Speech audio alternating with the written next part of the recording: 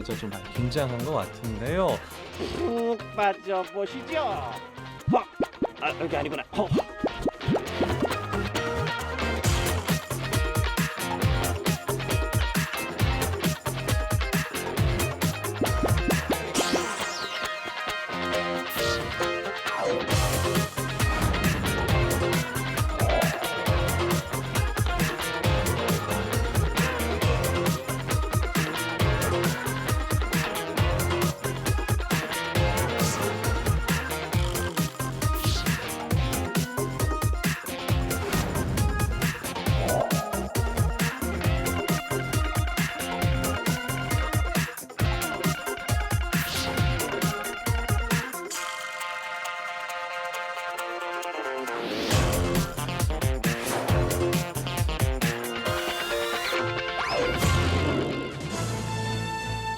안녕하십니까. 신기하고 재미있는 과학 이야기를 전해드리는 뉴사이언스 뉴사이 앵커 오세혁입니다. 여러분, 절기의 마법이라는 말 들어보셨습니까? 지글지글 뜨거운 날이 이어지다가도 입추가 되면 정말 신기하게 아침 저녁 공기가 더 선선해진 것 같고 뭔가 낮더위도 좀 덜한 것 같은 경험을 해보셨을 텐데요. 절기와 같이 우리 조상들의 과학적인 지혜를 엿볼 수 있는 게 또 있습니다. 해와 바람을 분석해서 지은 한옥도 있고 한여름까지 얼음을 보관했던 석빙고도 있는데요. 또 우리의 전통음악을 연주하는 전통악기에도 과학적인 요소가 담겨 있다고 합니다. 최근 보도에 의하면 2025년에 해외에서 우리 전통악기와 과학에 관한 특별한 전시가 열릴 것이라고 하는데요. 자세한 내용은 국립중앙과학관 강현실 연구사를 통해서 자세한 내용 들어보겠습니다. 연구사님 안녕하십니까? 네, 안녕하세요. 저는 국립중앙과학관 한국과학기술사과에서 일하고 있는 강현실 연구사라고 합니다. 네, 강현실 연구사님 반갑습니다. 2025년에 아주 특별한 전시를 준비 중이시라고 들었습니다. 어떤 전시인가요? 네, 저희 국립중앙과학관에서는 내년 3월 말 영국 런던에서 조선의 악기, 과학을 울리다라는 제목으로 전시를 개최하려고 준비 중에 있습니다. 이번 네. 전시회는 전통 악기에 깃든 과학뿐 아니라 전통 음악에서 영감을 받은 현대의 과학기술이나 예술작품 등을 함께 선보일 예정입니다.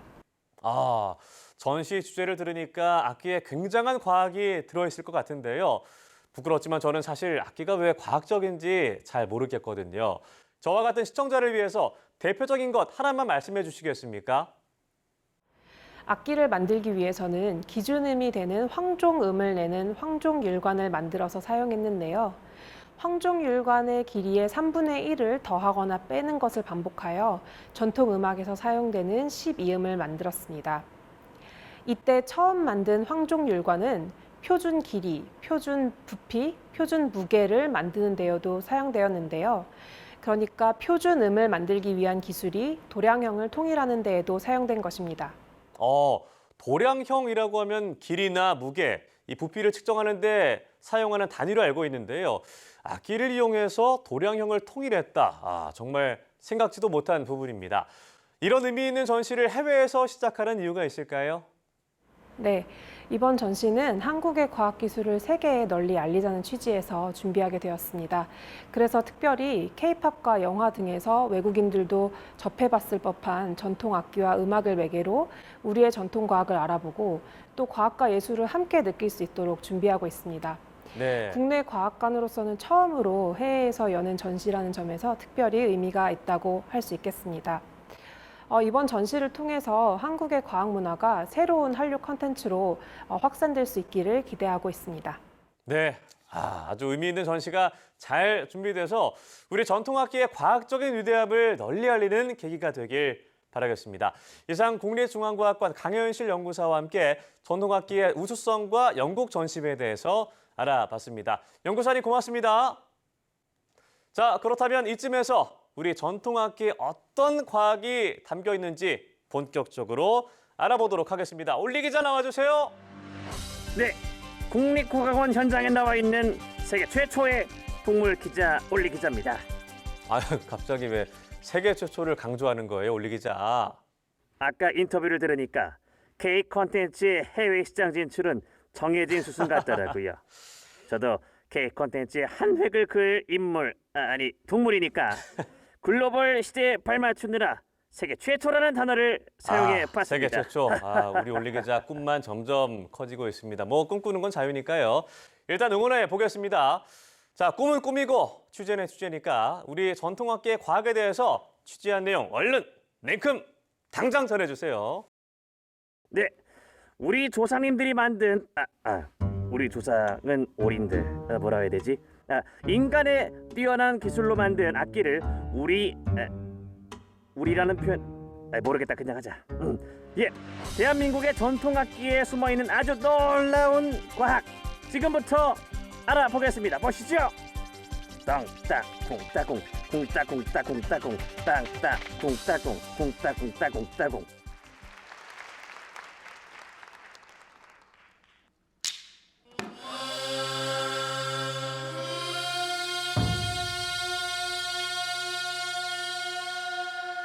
지금 보시는 연주는 공중음악 가운데 가장 대표적이면서도 뛰어난 아름다움을 자랑하는 백제시대의 공중음악인 수제천입니다. 수제천이라는 이름은 듣는 이에게 하늘처럼 영원한 생명이 깃들기를 기원하는 의미를 갖고 있는데요. 원래 수제천은 가사와 음이 있었지만 고려시대와 조선시대를 거치며 가사가 빠지고 현재는 가사가 없는 관악합주로 연주하고 있습니다.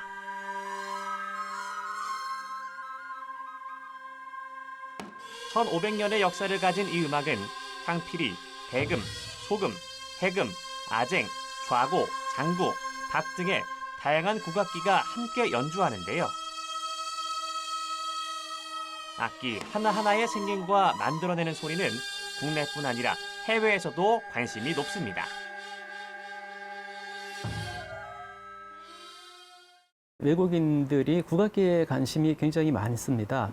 왜냐하면 어떻게 보면 원시적으로 생긴 악기인데 또 음악을 표현하는 것을 보면 또 현대적인 음악을 표현하기도 하고 하니까 그 악기의 생김새라든가 소리를 내서 특히 그 국악에서는 요성이라는 게 있잖아요.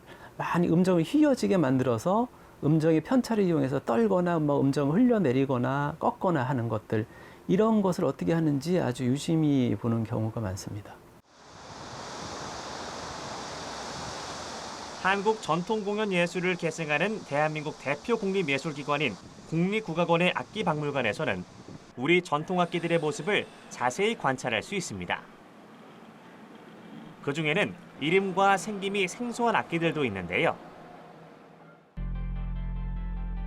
지금 보시는 이 악기는 편종입니다. 편종은 궁중악에서 사용되었던 우리나라의 대표적인 타악기인데요. 두 단의 나무 틀에 16개의 구리로 만든 같은 크기의 종을 매단 악기로 각 종이 고유한 음정을 내는 유율 타악기입니다.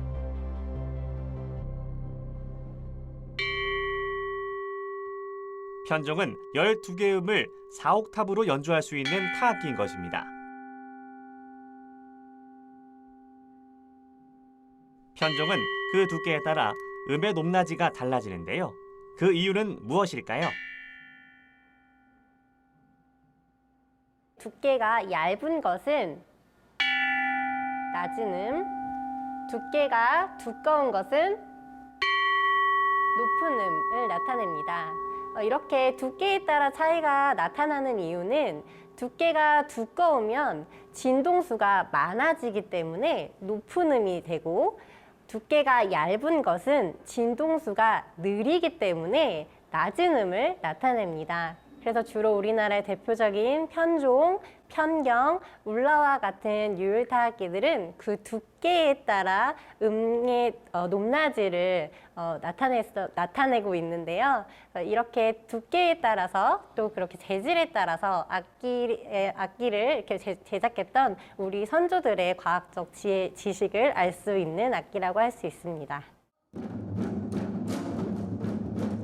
사물놀이에 쓰이는 장구는 음의 높낮이가 없는 무율 타악기에 속하는데요. 열체와 궁굴체로 강도와 속도를 조절해 장단을 연주합니다.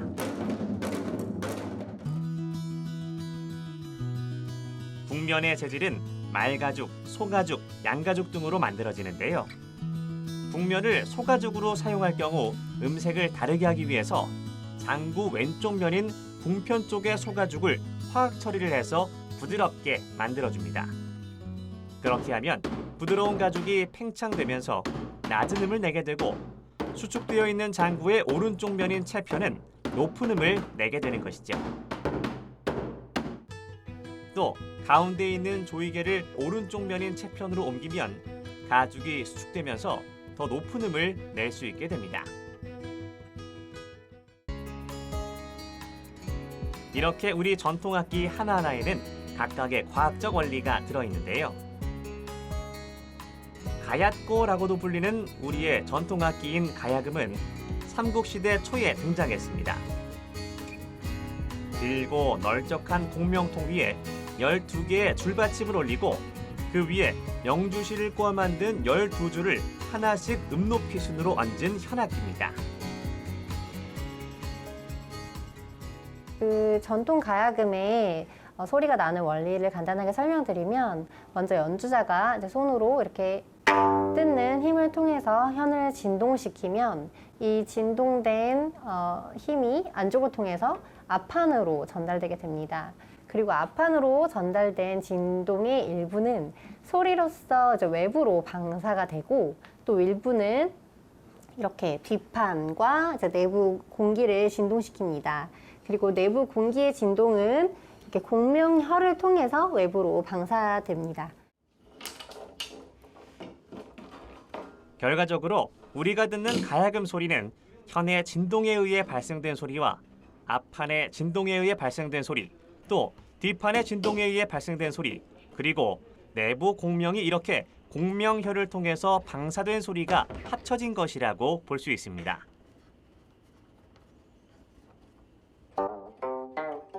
가야금에 쓰이는 각 현의 굵기는 각기 다 다른데요. 연주자의 몸 쪽은 높은 소리가 나고 멀어질수록 낮은 소리가 납니다. 가야금의 현은 이렇게 여러 개의 명주실을 꼬아서 이렇게 보시는 것처럼 꼬아서 제조하게 됩니다. 그래서 가야금의 종류에 따라서 뭐 나일론 재질이나 아연 그리고 이렇게 명주실 등의 이제 재질을 사용한 줄을 사용한 가야금들이 있는데요. 아연 재질의 줄을 사용한 철 가야금의 경우 양금과 비슷한 맑고 높은 색이 나타나서 뭐 무용 반주 등에 많이 사용됩니다. 가야금은 현의 굵기뿐만 아니라 몸통의 주재료도 소리를 좌우합니다. 가야금은 대개 앞판은 오동나무, 뒷판은 밤나무를 사용하는데요.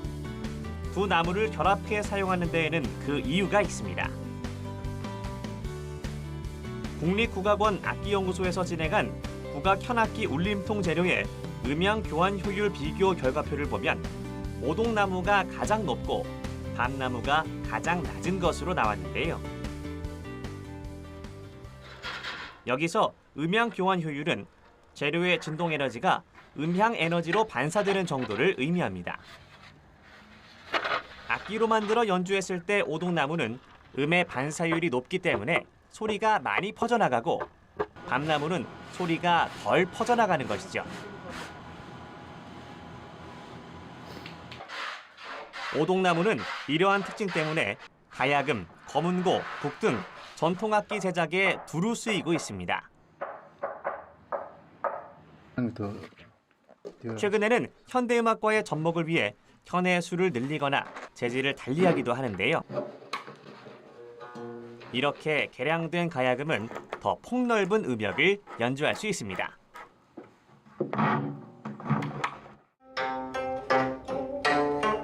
자, 그럼 여기서 가야금 연주 한번 들어볼까요?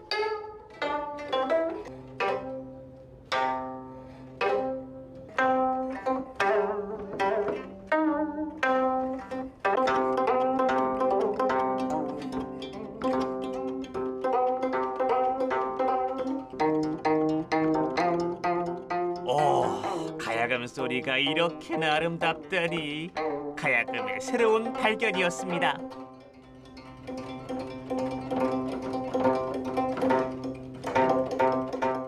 악기라는 것은 결국 악기의 생명력을 이어주는 연주자와 함께 해야 하기 때문에 그 필요성이 없어지면 사실 악기도 소멸된다고 저는 생각합니다. 그래서 따라서 다양한 가야금이 연구되고 연주되고 있는 것은 전문가들의 새로운 시도와 대중들이 원하는 그런 음악 안에서 다시 또 확대 재생산되는 그런 의미를 담고 있다고 생각합니다.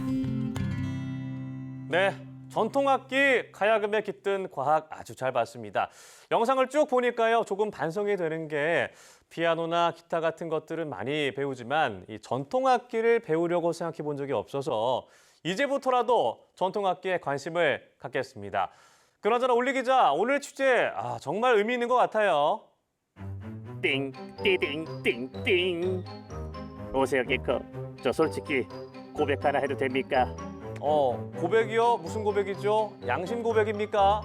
사실은 저 가야금이 12줄인 거 오늘 처음 알았습니다. 아하, 정말 송구스럽고요. 예. 앞으로도 더 노력하도록 하겠습니다. 올리 기자, 괜찮아요, 괜찮아요. 사실 저도 몰랐어요. 앞으로 우리 전통에 좀 더 관심을 가져보자고요. 그럴까요? 그렇다면 이 타이밍에 스피드 퀴즈 한번 가겠습니다. 퀴즈. 오세요 갱커. 검은고는 몇 줄일까요? 검은고, 저를 물러보시고 6줄 아닙니까? 아하. 그렇다면 해금은 몇 해금, 줄일까요? 해금. 제가 연주는 할 줄 아는데.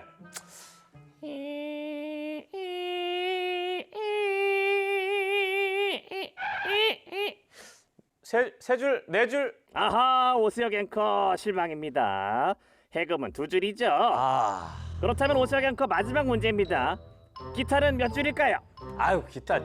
기타 저 칠 줄 알죠? 저 밴드부 했습니다. 기타는 제가 제일 좋아하는 악기죠. 6줄 아닙니까? 속보입니다. 우리 오세요 갱커는 전통악기보다 서양 악기가 아니요. 무조건 좋다고 하는 우리 기자. 4대주의적 멘트를 서심없이 기자, 말하고 아니에요. 있습니다. 정말 속보입니다. 속보. 그럽니까? 기회만 되면 어떻게든 저를 보내려고. 얼른 다음 소식 전해주세요. 아쉽다. 네, 오세요 갱커.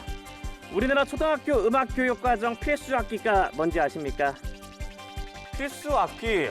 자꾸 퀴즈 내네. 당황스럽게. 모르시는 것 같은데 정답은 바로 단소입니다. 단소. 단소에는 어떤 과학적인 요소가 들어있는지 알아보도록 하겠습니다. 함께 보시죠.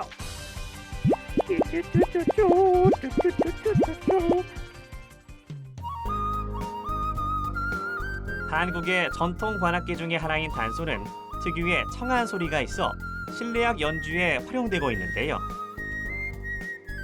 단소는 소리 내기 힘들다는 반응이 많은데 어떤 원리로 소리가 나는 걸까요? 단소는 국악기 중 세로로 부는 종적악기로 일반적으로 주변에서 흔히 구할 수 있는 대나무로 제작하며 정면에 4개, 후면에 1개의 지공을 가지고 있는 매우 단순한 구조의 악기입니다. 위아래가 트여있는 괴관악기로서 작은 치구에 경사면에 바람을 불어넣어 관 안쪽으로 입김이 들어와 와류 현상이 생기는데요. 관 내의 공진 주파수와 반응하여 진동함으로써 공명 현상이 일어나 소리가 발생하게 됩니다.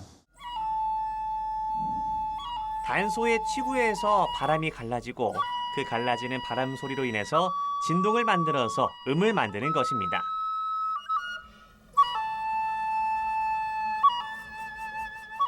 우리가 흔히 한겨울에 문풍지 틈으로 황소바람 들어온다고 할 때 그때 소리가 휘익 소리가 나죠. 그런 원리를 이용한 것이 단소의 소리 내는 법입니다. 그래서 그런 어떤 소리의 갈라짐을 이용해서 악기를 제작하고 있고요. 그다음에 악기의 길이에 짧고 길고에 따라서 음정이 정해지는데 음정이 높으면 높을수록 악기가 짧아지고 또 음정이 낮을수록 악기가 길어지고 있어요. 그렇다면 단소에는 어떤 과학적인 원리가 숨어 있을까요? 휘구와 지공의 위치가 가까워지면 주파수 파장이 짧아지면서 음이 높아지고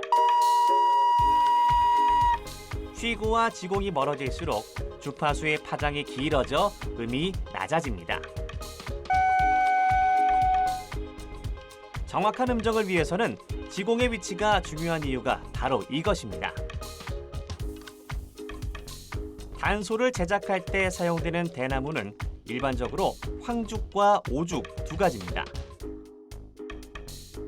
황죽은 초록색의 대나무를 가공하면 황색 대나무가 되고 오죽은 검은색 대나무를 그대로 사용하는데요. 황죽은 오죽에 비해 상대적으로 밀도가 높고 무거워서 단단합니다. 똑같은 조건의 악기를 만들었을 때 황죽 단소는 단단한 음색으로 나타내고 오죽은 상대적으로 가볍고 물러서 부드러운 소리를 내는 특징을 갖고 있다고 합니다. 그렇다면 단소 만드는 과정을 함께 살펴볼까요? 단소를 만드는 대나무는 겨울에 채취해야 합니다. 나무 자체에 수분이 없어야 좋은 악기 재료가 될 수 있기 때문인데요. 불질을 통해서 대나무의 푸르스름한 것들을 없애는 진 빼기 과정을 거친 후 필요 없는 뿌리를 정리합니다.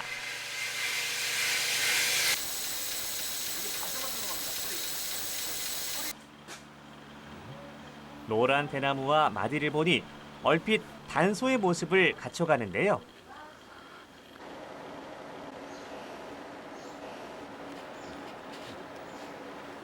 이제 나무를 꾹꾹 누르며 모양을 잡습니다. 뭐 하시는 건가요? 지금은 대나무가 원래 이렇게 곱게 자라는 것처럼 보이지만 막상 이렇게 보면은 삐뚤빼뚤 자라 있거든요. 그래서 이제 곧게 펴주는 작업을 하고 있습니다. 단소의 내경은 보통 12mm로 많이 뚫거든요. 이제 단소의 내경을 뚫는 과정입니다. 대나무 마디의 막을 제거해 긴 관을 만들어줍니다. 관의 지름은 주로 12mm가 된다고 하네요.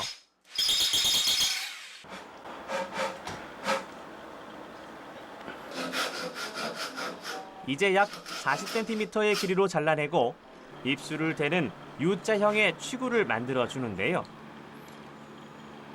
취구를 날카롭게 파면 날카로운 소리가 나고 부드럽게 연마했을 때는 더 부드러운 소리가 난다고 하는데요. 자, 이제 마지막으로 단소 만들기에서 가장 중요한 과정, 음정을 나타내는 지공 뚫기 단계입니다. 지공을 뚫기 위해서는 황종 율관에 대한 이해가 필요한데요. 율관이란 음을 확인할 수 있는 긴 관을 의미합니다. 기장 90알을 일렬로 놓고 그 길이로 황종 율관을 만들었는데요. 황종은 국악에서 가장 낮은 음을 나타내는 기본이 되는 음으로 서양 음악에서 도에 해당합니다. 그리고 이 황종 율관과 3분 손익법을 이용해 다른 음을 만들었습니다. 율관을 3등분한 후 3분의 1만큼의 길이를 더하거나 빼서 다른 음을 만드는 건데요. 황종에서 3분의 1만큼을 덜어내 임종, 서양의 솔 소리를 만들고 임종을 3등분하고 3분의 1을 더해 태주, 서양의 레 소리를 만드는 것이죠. 음악이지만 수학처럼 계산을 해서 음을 만들어낸 것입니다. 황종율관을 기준으로 3등분하여 나오는 길이를 더하고 빼서 그 결과값으로 나머지 음들을 순차적으로 만드는데요. 이러한 것들을 반복하게 되면 12음이 만들어집니다. 단소는 12율 중 중력, 임종, 우역, 황종, 태주, 즉 솔라, 도레미 5개의 음이 기본이 됩니다. 하지만 운지법이나 입술 조절 등 다양한 기법을 통해 더 넓은 음역을 표현할 수 있는데요. 현대의 단소는 다양한 음정을 표현하기 위해 지공 간의 거리가 약간 다르게 배치하거나 지공의 수를 늘린 개량 단소도 등장했습니다. 단소와 비슷한 관악기인 대금은 음색이 청아하고 맑으며 음역대가 넓어 다양한 연주에 사용하는데요. 대금의 특이한 점은 취구와 지공 사이에 청공이라는 구멍이 하나 더 있습니다. 청이라고 부르는 갈대 속에서 채취한 얇은 막을 팽팽하게 붙여놓는데 이 척이 진동하면서 대금 특유의 더 맑고 청한 소리가 나게 됩니다. 그럼 대금의 소리도 한번 들어볼까요?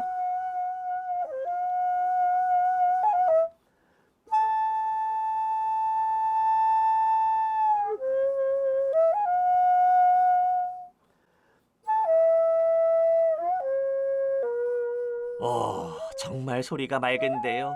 청의 떨림이 느껴집니다.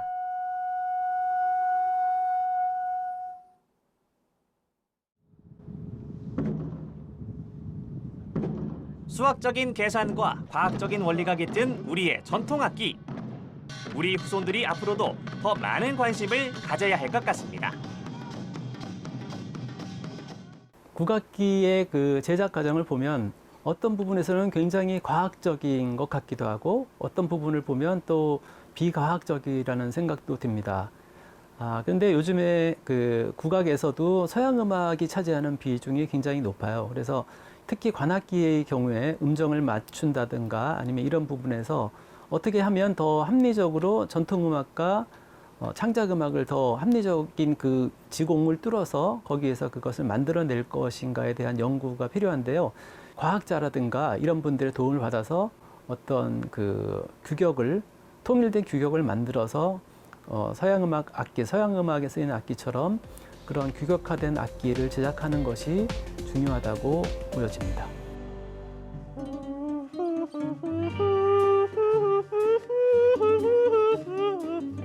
오세혁 앵커? 오세혁 네? 앵커? 예, 지금 뭐 하시는 거예요? 단소 연주하잖아요, 지금. 그거 입으로 내는 거 아니에요? 아, 티납니까? 이게 쉽지 않네요, 부는 게. 제가 초등학교 때 진짜 잘 불러가지고 유망주 소리 들었었는데 단소가 생긴 건 정말 단순한데 소리 내는 게 정말 쉽지는 않은 것 같습니다. 입술 위치를 바꾸고 운지법을 바꿔가면서 여러 음정을 낼 수 있다니 다시 한번 제대로 소리를 내고 싶은데요. 올리 기자, 우리 전통악기의 과학, 오늘 정말 좋은 소식 수고 많았습니다. 그런데요. 아직 한 가지 소식이 더 있습니다. 현재 예. 악보로만 전하는 옛 음악을 인공지능이 연주를 했다고 하는데요. 그 소식 들으셨습니까? 아니요. 올리 기자, 못 들어봤는데 좀 더 자세하게 설명을 해주시죠. 네, 악보로만 남겨진 다수의 고려가요와 조선시대 음악을 인공지능 기술을 활용해서 복원한 건데요. 검은고 악보로만 남아있었던 조선 후기 공중음악인 여민락을 다른 악기 악보도 생성해내서 연주에 성공했다고 합니다. 이것이 바로 4차 산업혁명의 문화가 공존하는 아주 멋진 사례가 아니겠습니까? 그렇습니다. 이 악보로만 남겨져 있던 옛 음악을 인공지능을 통해서 복원할 수 있어서 이 전통 예술이 과거에만 머무르지 않고 현재까지 확장된 것 같아서 아주 뿌듯합니다. 현재 세대뿐만 아니라 미래 세대를 위해서도 꼭 필요한 인공지능 활용인 것 같습니다. 좋은 소식 고맙습니다, 올리 기자. 네, 오늘도 올리 기자가 시청률 올리한 거 맞죠? 다음 시간도 기대해 주세요. 이상 전통 악기를 사랑하는 올리 기자였습니다. 올리 확 시청률 올리해? 근데 올리 기자 보면 점점 능력이 오르고 있어요. 인정합니다. 다음 과학 이슈도 기대해 보겠습니다. 자, 오늘은 우리 전통 악기를 통해서 과학 요소에 대해 알아봤는데요. 개인적으로 오늘 방송을 통해서 우리 전통 악기에 대해서 더 관심을 가져야겠다라는 마음이 들었습니다. 여러분은 어떠셨나요? 자, 신기하고 재밌는 과학 이야기 뉴사이언스 뉴사. 다음 시간에도 더 유익하고 알찬 과학 이슈로 여러분을 찾아뵙겠습니다. 고맙습니다.